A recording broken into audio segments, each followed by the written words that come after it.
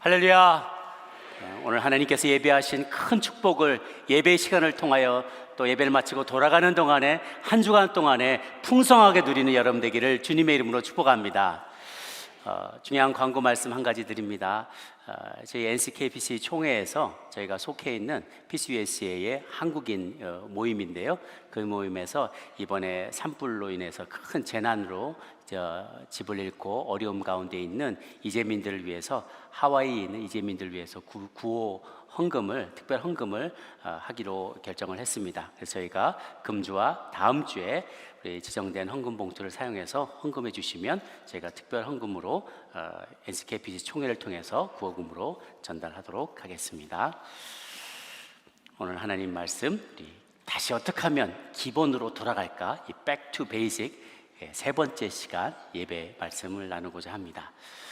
말씀 나누기 전에 제가 하나 영상을 보여드리려고 하는데요, 기쁜 소식이 있어요. 저희 집안의 막내, 귀한 막내 손흥민 선수라고 토트넘 핫스퍼에서 그 잉글리시 프리미어 리그의 그 주장이 됐어요. 그래서 주장이 완장차고 경기를 했는데 네 번째 경기만에 상대편을 5대2로 이겼는데 골을 3개나 넣었어요. 그 중에 헤드트릭을 했는데 그 장면을 잠깐 보도록 하겠습니다.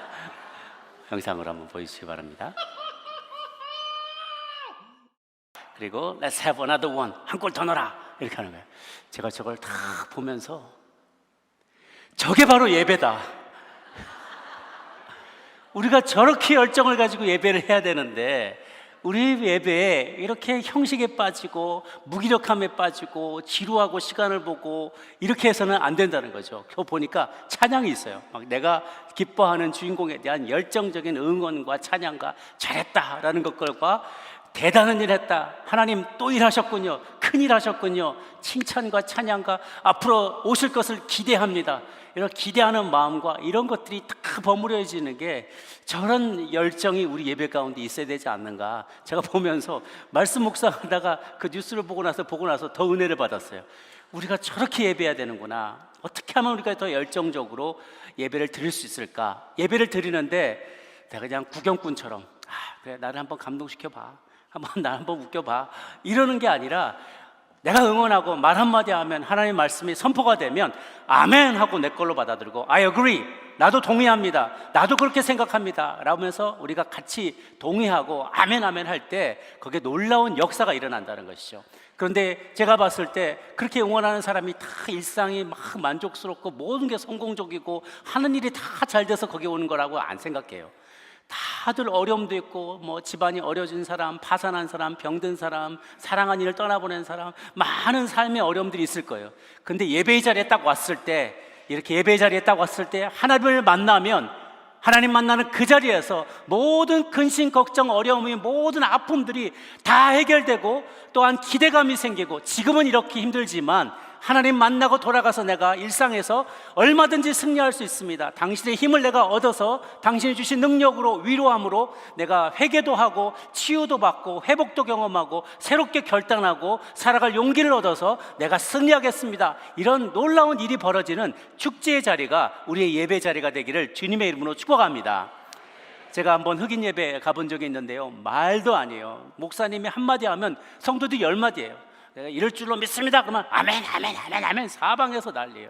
성가대가 이제 뒤에 서 있는 성가대가 많거든요, 흑인 예배는. 목사님 한마디 하면 뒤에서 막 아멘 아멘 아멘 하고, 어떨 때는 나이 많으신 할머니가 저기 복도를 뚜벅뚜벅 걸어와가지고 맨 앞에 와서 목사님한테 아멘 그리고 또 다시 가기도 하고, 난리가 아니에요. 거기에 감동이 있어요.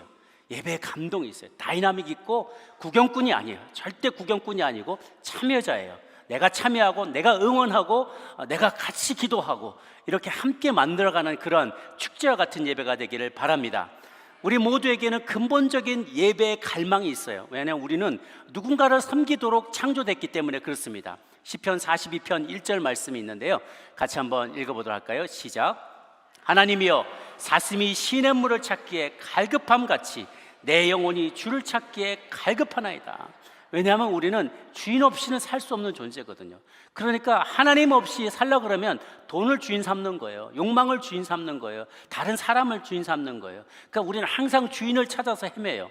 바른 주인을 찾지 못하면 다른 것 따라다니면서 그것에 노예가 되고 만다는 거죠. 슬픔에가 있으면 피리파리, 아이고 불쌍하라, 내 팔자야 내 팔자 하면서 자기 연민의 감정에 쌓이거나 돈을 쫓아다니거나 다른 것을 쫓아다니게 되는데, 우리가 바르게 섬길 자를 찾으면 그 모든 문제가 일시 해결돼요. 그래서 예전에 우리 공진수 목사님 책에 예배면 다 된다, 그분께서 그 말씀이 저는 너무 마음에 와닿았어요. 예배면 다 된다.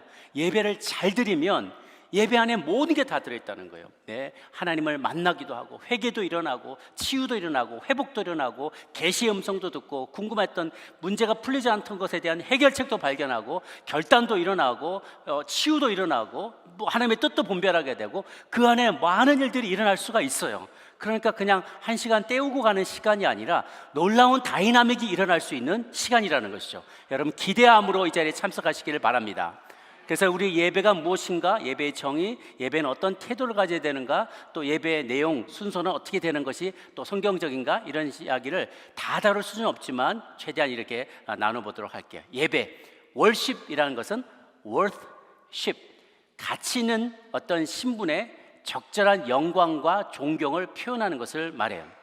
그래서 히브리어에는 사하이하고 아바드라는 두 가지 표현으로 이 예배가 쓰이는데, 사하이 그러면 샤하이는 굽혀서 영접하다, 엎드리다, 머리 숙이다 이런 뜻으로 구약에 한 120번 써요. 그리고 엎드려 절하다, 키스하다 이런 표현들입니다. 다 굴복하는 거예요. 아브라함이 창세기 18장 2절 보면 몸을 땅에 굽혀 영접했더라, 여호와를 만났을 때 그래요.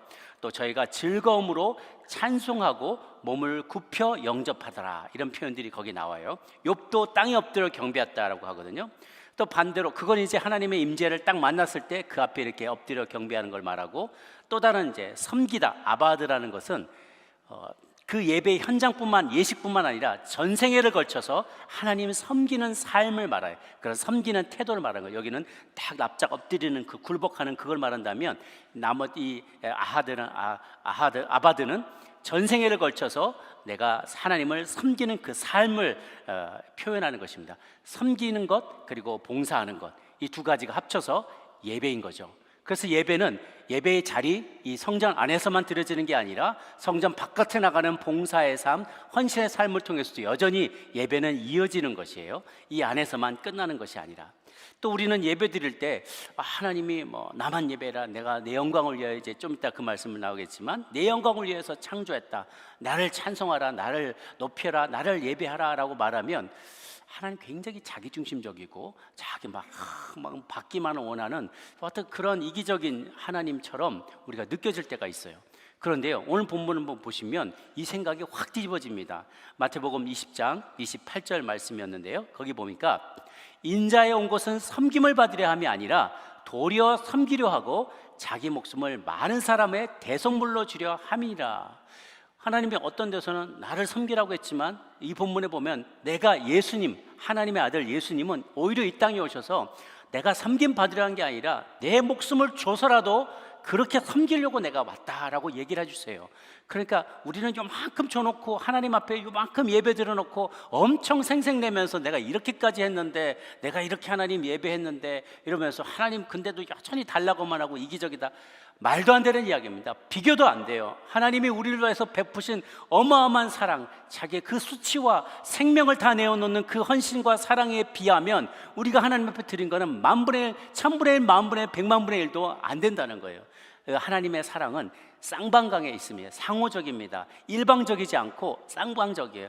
쌍방적이라고 표현도 부끄러워요. 하나님이 더 많이 사랑하시고 더 많이 사랑해 주시고 우리는 그거에 대해서 합당한 반응을 보여주기를 주님은 당연히 원하시는 것이죠. 그렇게 하나님을 완전히 우리가 온전한 마음으로 사랑할 수 있도록 하나님은 자신이 우리에게 사랑이 뭔지를 먼저 보여주셨어요. 그렇기 때문에 우리가 거기에 반응하며 예배하며 나가는 것이죠. 그래서 예배에 대한 태도 두 가지를 이제 나눠드리고자 하는데요. 첫 번째, 하나님께 온전히 영광을 돌려드리는 예배. 그래서 우리가 찬양할 때도, 기도할 때도, 설교할 때도 모든 면에서 하나님의 영광이 드러내도록 포커스를 해야 돼요. 예배에 참석하고 준비하는 이들 모두가 다 수직적인 찬양, 수직적인 기도, 하나님 앞에 나아가는 말씀, 이것을 선포해야 되죠. 이사야 43장 7절 말씀을 같이 한번 읽도록 하겠습니다. 시작. 내 이름으로 불려지는 모든 자 곧 내가 내 영광을 위하여 창조한 자를 오게 하라. 그를 내가 지었고 그를 내가 만들었느니라. 아멘. 내 영광을 위해서 창조하였다. 영광을 드러내도록. 고린도전서 10장 31절입니다. 시작. 그런즉 너희가 먹든지 마시든지 무엇을 하든지 다 하나님의 영광을 위하여 하라. 그래서 가장 좋은 예배는 예배의 본질과 목적에 합당하게 드려지는 예배입니다. 그래서 그 중심에 항상 예수 그리스도가 있어야 돼요. 예수 그리스도의 탄생과 그리고 자라나심과 그리고 그분의 가르치심과 죽으심과 그리고 부활하심의 메시지들이 온전히 재현되어지는 시간이라고 볼 수 있어요. 예배의 초점이 예수 그리스도께 맞춰져야 돼요. 그래서 유명한 예배학자인 로버트 웨버가 이렇게 얘기를 했어요. 예배의 목적은 예수 그리스도의 탄생과 삶과 죽음과 부활 그리고 궁극적인 재림과 성취를 드러내는 것이다. 예배란 성자께서 성취하신 구속사역을 인해 성부께 찬양하는 것이고 말씀과 주의 만찬을 통해 이 사역을 재현하는 것이다. 그래서 예배 안에는 항상 삼위 하나님이 다 개입이 되세요. 성부 하나님께 드려지는 예배인데 성자 하나님께서 하신 일을 의지해서 예배할 때 성령님이 그 안에 임재하시며 놀라운 역사를 일으켜 주시는 거죠. 성부 하나님이 이 안에 다 와 계시는 거예요. 우리 두 번째 예배의 바른 태도, 영과 진리로 살아계신 하나님을 만나는 예배를 드려야 되는 거예요. 영과 진리로 살아계신 하나님, 각각의 방점들이 있습니다. 예배는요, 내가 예배 드려야겠다 하는 생각이 이전에 하나님께서 예배로 우리를 부르셨어요. 그래서 우리가 예배로의 부르심이라는 순서를 하죠. Call to worship, 예배로 불러주셨어요. 우리가 생각하기에 내가 오늘 일찍 일어나서 참 기특하다, 내가 기특하느냐고 예배 어제 피곤한데 내가 다 일어나서 여기까지 왔네 하고 스스로 굉장히 뿌듯해할 수도 있고요. 우리 새가족분들 가운데는 이렇게 굳이 그걸 강조하는 분이 있어요. 어디 누구 소개로 오셨습니까? 그러면 아니요, 제가 선택해서 왔습니다. 제가 여기저기 다 가봤는데요, 여기가 제일 좋더라고요. 제가 여기 골랐습니다. 제가 찍었습니다. 과연 그럴까요? 하나님께서 그 마음에 이미 가셨다는 거예요. 일하셨고 부르셨으니까 여기 온 거예요. 부르지 않았다면 불청객이에요. 불렀는데 왔지, 불렀기 때문에 왔지, 부르지 않았는데 여기 와 계실 분은 아무도 없어요. 그래서 예배는 하나님께서 부르시고 만나주시고 보내시는 과정이에요. 다시요, 예배는 하나님께서 우리를, 당신의 백성들을 부르시고 만나주시고 말씀하셔서 힘주시고 용기 주시고 깨닫게 해주셔서 세상으로 보내시는 단계, 이 세 가지가 예배 안에 다 녹아들어져 있어요. 그래서 우리가 말씀은 제가 여러분을 상대로 한꺼번에 전하지만 때때로 제가 이제 오해를 받을 때가 있어요. 저뿐만 아니라 많은 목사님들이 오해를 받으세요. 예배 끝나고 나서 성도님이 오셔서 목사님, 누가 제 얘기 했어요? 저에 대해서 누가 뭐라고 했죠? 그런 거예요. 아니면 저 들으라고 한 얘기죠. 막 그러세요. 아니 그걸 소위 표적 설교라고 하거든요. 누구 딱 찍어서 들으라고 한다는, 그러지 않아요. 우리 목사님들, 정말 하나님 복음적인 설교를 하시는 목사님들은 그러지 않아요. 말씀 보고 하나님 주신 마음으로, 감동으로 선포한다고. 그런데 듣는 이들이 신기하게도 1대1로 들어요. 지금 하나님이 나 들으라고 하시는 얘기구나, 내 상황에 주시는 말씀이구나 하고 1대1로 듣는다고. 이게 놀라운 일이에요. 이게 참 신비로운 일이에요. 그런 예배가 하나님 앞에 영으로 예배 드릴 때 이런 놀라운 일들이 일어나게 되고요. 찬양을 부를 때, 기도할 때 하나님이 살아계시다는 게 느껴져요. 여러분, 하나님이 시퍼렇게 두 눈 뜨고 살아계시다는 게 믿어지십니까? 네, 하나님 묻지 마세요. 묻어두지 마세요. 그냥 무덤에다 묻어놓지 마시고 살아서 부활하셔서 지금도 우리를 바라보고 계시고, 지금도 우리를 예배를 들으시고, 지금도 우리에게 성령을 통해서 시퍼렇게 두 눈 뜨고 살아계셔서 여러분에게 말씀하신다는 사실을 믿으시길 바랍니다. 그래서 죽은 하나님을 섬기는 게 아니라요, 아브라함과 이삭과 야곱의 하나님이지만 지금 나에게 살아계시는 그 하나님, 그 하나님을, 살아계신 하나님을 만나시기를 바랍니다.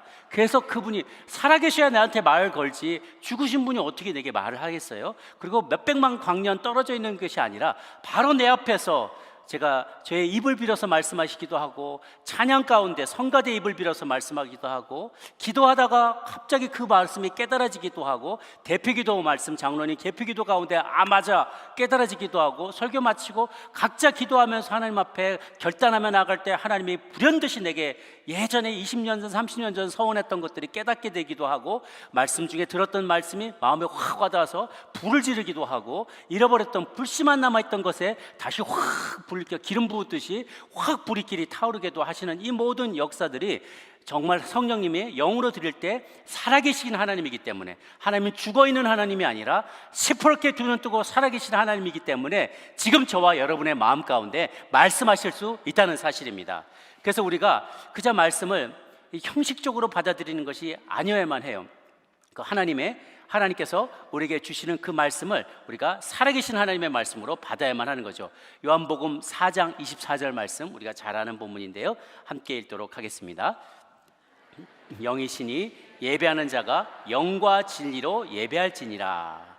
이 본문의 말씀에 해석에 참 여러 가지 부분들이 있는데요, 배경을 보면은 수가성에, 사마리 성에 그 있는 여인에게 찾아가서 물 한 모금 달라 그랬더니, 유대인인데 나하고 이런 얘기 되느냐, 그러니까 너에게 남편 5이 있고 지금 있는 자도 내 남편이 아니다, 그 얘기하니까 내가 보니까 선지자소이다.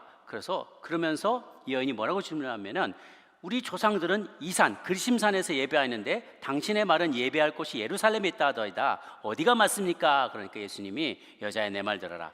이 산에서도 말고 예루살렘에도 말고 너희가 아버지께 예배할 때가 이르리라.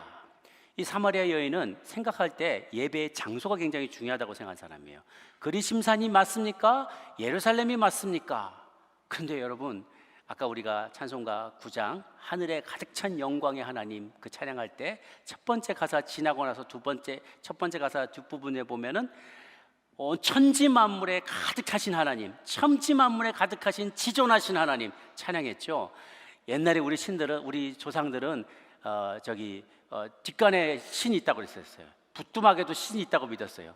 어디도 가면 선왕당 밑에 거기 신이 있다고 그랬어요. 그리고 거기 가서 그 신을 노하게 만들면은 아주 해코지한다고 조심조심하며 다녔다고요.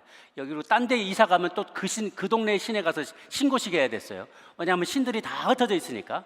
서양도 마찬가지예요. 바다에 가면 포세이돈 바다의 신 있고, 산에 가면 산의 신 있고, 올림푸스의 신 있고, 어디 가면 딴 신이 있어서 각각의 영역이 따로따로 다 있었어요. 그 우상을 섬기는 사람들은 하나님을 섬길 때도, 하나님은 여기 계시지만 저기는 안 계시려나? 어디 계시려나? 여기가 중요합니까? 저기가 중요합니까? 장소가 중요한데, 온 천지 만물에 계시는 우리 하나님을 믿으시길 바랍니다. 하나님이 안 계신 곳이 없어요. 모든 곳에 계십니다. 그 말은 예배 드릴 때만 여기서 들으시는 하나님이 아니라, 예배를 마치고 나간 여러분의 직장에서, 시장에서, 가게에서, 학교에서, 관공서에서도 여전히 하나님은 살아계시고 그곳에서 예배받기를 원하신다는 거예요. 그래서 하나님은 모든 곳에 함께, 모든 장소에 계시기 때문에 장소가 중요한 게 아니다. 누구를 바라보고 예배하느냐? 아버지께 예배할 때가 오나니, 그 마지막 때가 중요한 거예요. 그런 마음으로 모든 장소에서 예배드리는 게 중요하죠. 옛날에는 이 표현을 신령과 진정으로 예배할지니라고 해서 마치 느낌이 지극정성으로 비나이다, 비나이다, 산신령께 비나이다, 지극정성으로 기도하면 지성이면 감천이니, 이렇게 떼쓰고 기도하면, 막 울부짖으며 기도하면 하나님이 들어주신다, 이렇게 예배에 대한 이해를 했었는데, 그것이 아니라 조금 더 정확하게, 물론 정성을 다해서 예배를 드려야 되지만 영과 진리로, in the truth and in spirit, 영으로, 영 안에서 그리고 진리 안에서 예배하라는 거예요. 여기에 대한 해석이 여러 가지가 있지만 조금 종합해 본다면, 영으로 예배해야 된다. 반대, 지난번에 말씀드린 혼으로 예배하는 게 아니라는 거예요. 우리가 영으로 예배드리는 거예요. 영으로 예배드리는 거의 특징은 시간이 후딱 가요. 그러니까 내 영이 하나님의 연에게 이렇게 탁 교류가 되면서, 스파크가 일어나면서 영 안에서 예배하는 거기 때문에, 찬양하는데 내가 얼마나 찬양했는지 모르고, 얼마나 기도했는지 모르고, 말씀을 얼마나 들었는지 모르고 시간이 후딱 가는 거예요. 이게 영 안에서 예배드리는 거예요. 그래서 좀 제가 죄송한 말씀은, 이제 설교자 입장에서는 시간이 굉장히 후딱 가는데, 듣는 분들은 굉장히 이미 많이 지나갔다라고 생각하는 때가 있어서 그건 죄송합니다. 그러나 정말 예배를 잘 드린다면 우리가 다 같이 찬양할 때나 기도할 때나 말씀을 들을 때나 언제 시간이 가는지 모르게 여러분 사랑하는 사람과 같이 있는데 아이고 벌써 15분이나 지났네, 오늘 30분이나 지났네, 언제 가려나, 집에 언제 가나, 이런 적이 있어요? 이제 나중에 말고 이제 처음에 막 뜨겁게 연애할 때 그러면 3시간이 후딱 가요. 그냥 저도 뭐 제 아내하고 막 연애할 때 막 꾸벅꾸벅 졸면서도 통화하고 뭐 그런 적이 많았었어요. 그러니까 시간이 언제 가는지 모르고 같이 있는 시간이 너무너무나 좋은 거예요. 영으로 예배 드릴 때에는 그런 현상이 일어나요. 언제 이렇게 시간이 지나가는지 모를 정도로 그가 내가 되고 내가 그가 되고 어디서 시작됐고 어디서 끝나는지를 모를 정도로 그런 무아지경에서 하나님을 예배하게 되는 것이죠. 우리가 진리로 예배하는 것이 그것이에요. 혼적인 예배는 자꾸 순서에 집착하고 내가 다음 차례 누구고 어떤 형태로 돼야 되고 내가 잘했나, 노래 잘 불렀나, 삑사리 안 났나, 계속 저걸 의식을 하는 거예요.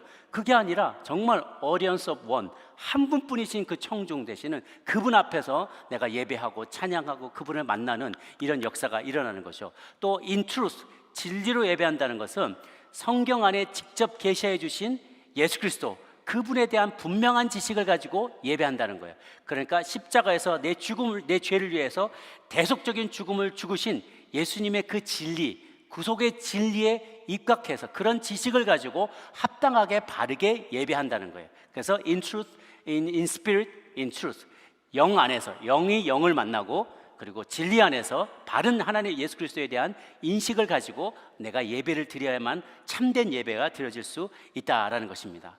그러다 보면은 이 모든 예배가 똑같지가 않아요. 여러분도 그런 예배 경험해 보셨죠?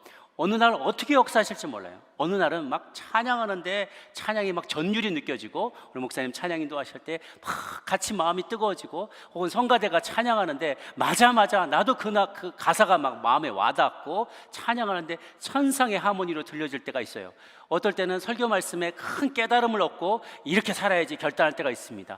기도하시는 시간에 내가 개인 기도를 하는데 정말 결단이 일어나고 내가 이렇게 살지 말아야지, 회개가 일어나고 가슴이 무너지고 눈물이 쏟아지고 내가 이렇게 살지 말아야지 해서 인생의 큰 전환이 일어나는 그런 시간도 있을 수가 있어요. 어떨 때는요, 헌금을 드리는데 헌금 드리다가 받은 복을 헤아려 보니까 내가 이렇게 예전엔 밥 한 끼도 얻기 어려웠는데 이렇게 하나님 앞에 드릴 수 있는 헌금을 내게 이렇게 물질을 채워주신 게 너무나 감격스러울 때가 있어요.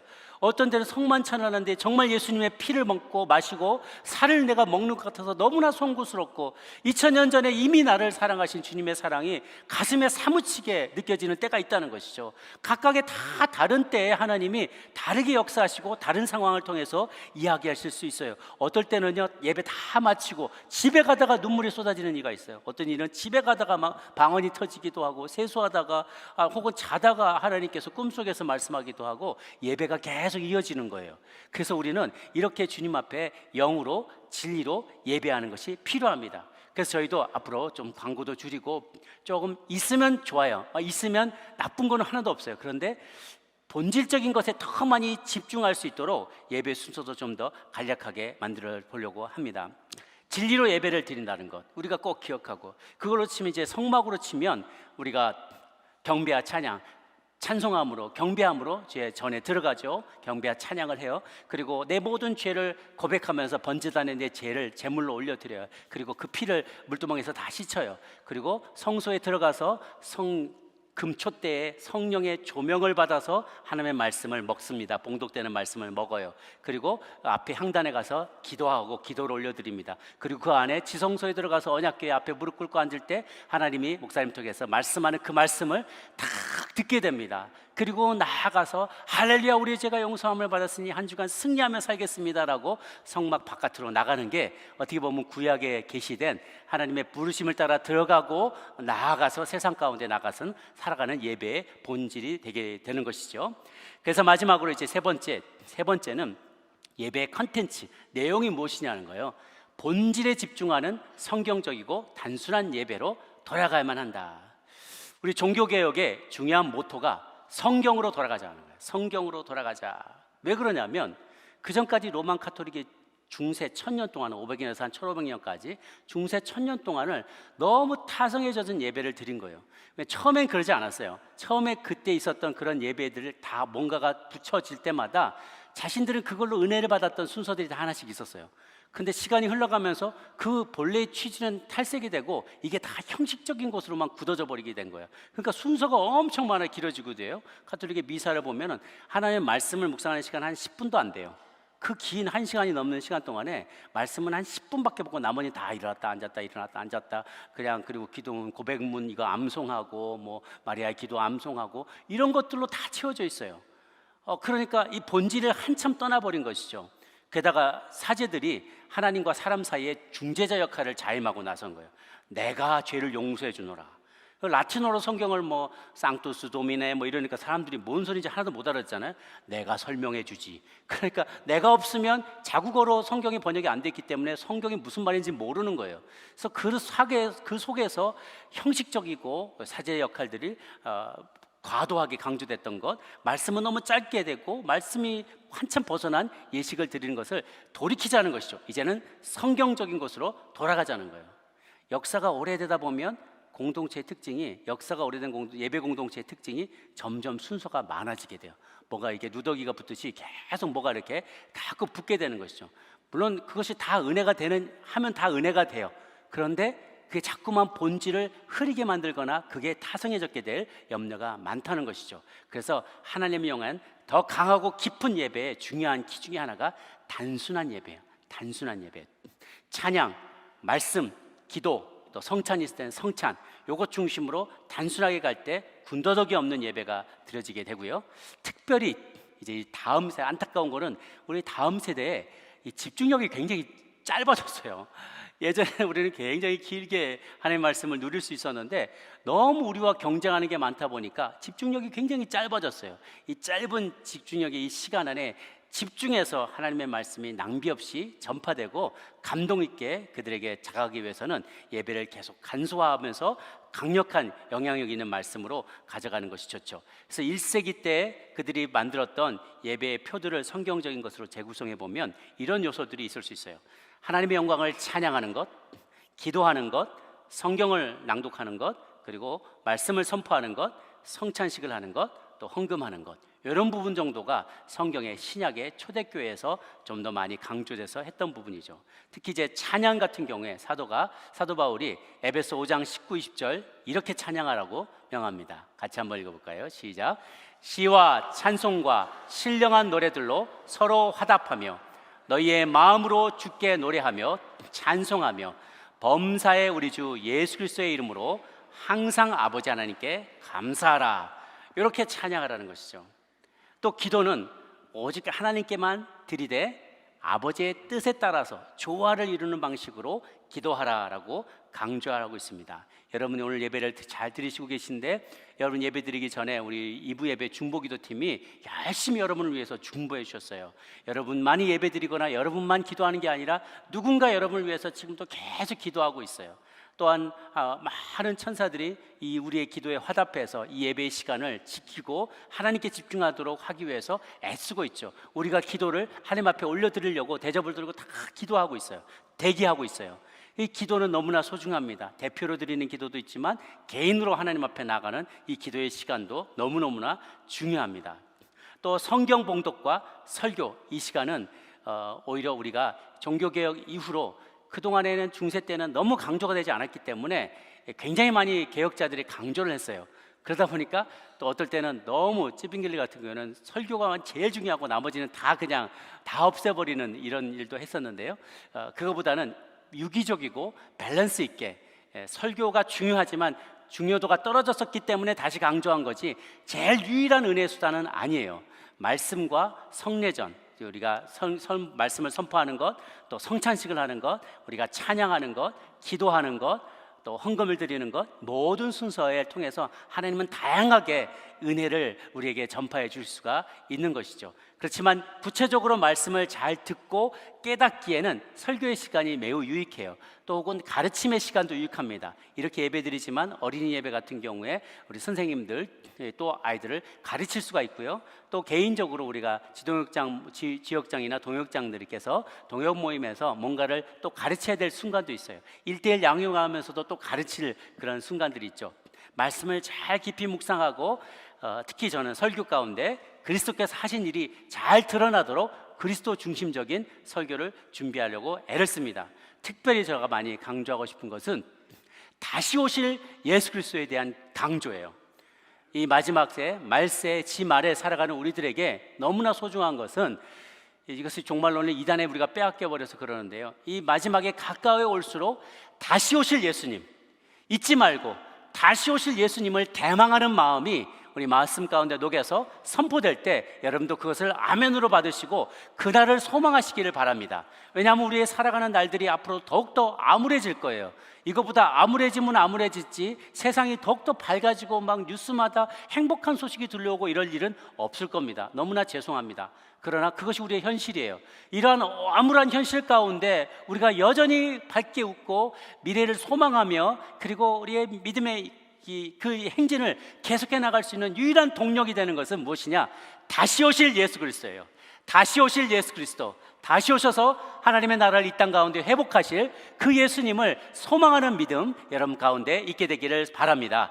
이 종말론적인 기대감이 초대교회 공동체를 강하게 만들었던 것처럼 우리도 강하게 만들고 그것을 기대하면서 말씀을 전파해야 돼요. 디모데후서 4장 2절 말씀입니다. 같이 할 수 있습니다. 시작. 너는 말씀을 전파하라. 때를 얻든지 못 얻든지 항상 힘쓰라. 범사의 오래 참음과 가르침으로 경책하며 경계하며 권하라. 또한 우리 말씀과 성례전 보면은 성례전에 성찬식이 있어요. 성찬식도 있고 때로 우리의 세례식도 있죠. 우리 개신교에 남아있는 두 가지 성례가 있어요. 이 성찬식과 세례식입니다. 이런 것들을 통해서 우리는 또 하나님의 그 구원의 놀라운 감동들을 다시 재현해 볼 수가 있고요, 감동을 체험하게 돼요. 다시 오실 때까지, 성찬식은 예수님이 다시 오시기까지 예수님의 죽음을 기념하는 것이다 라고 했어요. 이 성찬 예식을 행하면서 우리는 우리 마음에 감동을 경험하고 2000년 전에 주님이 나를 이만큼 사랑하셨구나, 찢기시며 피 흘리시기까지 사랑하셨구나, 이것을 예배 속에서 재현하면서 다시금 그분의 사랑을 경험하죠. 헌금을 드리면서 하나님 내게 주신 것에 대해서 너무나 감사하는 표현을 할 수 있어요. 오늘 읽었던 본문 고린도후서 9장 6, 7절 말씀입니다. 시작. 이것이 곧 적게 심는 자는 적게 거두고 많이 심는 자는 많이 거둔다는 말이로다. 각각 그 마음에 정한 대로 할 것이요 인색함으로나 억지로 하지 말지니 하나님은 즐겨내는 자를 사랑하시니라. 그래서 하나님께서 주신 것, 복 주신 것 너무너무나 감사한 것을 드리면서 깨닫게 돼요. 와, 내가 이렇게 계산해 보니까 이렇게 드릴 것이 많다는 것은 그만큼 주신 게 많았구나라는 것을 거꾸로 우리가 역산해 볼 수가 있는 것이죠. 이 말씀을 맺습니다. 하나님은 우리가 뜨거운 열정을 가지고 하나님을 예배하기를 원해요.